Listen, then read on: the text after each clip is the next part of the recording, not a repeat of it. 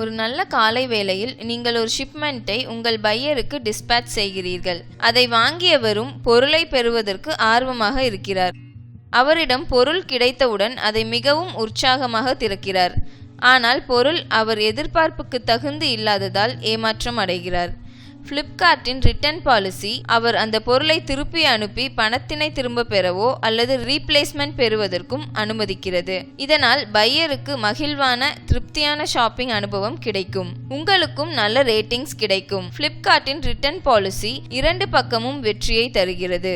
நீங்கள் உங்கள் பொருள் ரிட்டர்ன் ஆனதை பற்றி வருந்துவீர்கள். ஆனால் உங்களால் மட்டுமே ஏற்பட்ட தவறு என்று நீங்கள் எடுத்துக்கொள்ளக்கூடாது. மேலும் நீங்கள் பயப்பட தேவையில்லை. ஏனென்றால் ஃப்ளிப்கார்ட்டின் செல்லர் ப்ரொடெக்ஷன் ப்ரோக்ராம் உள்ளது.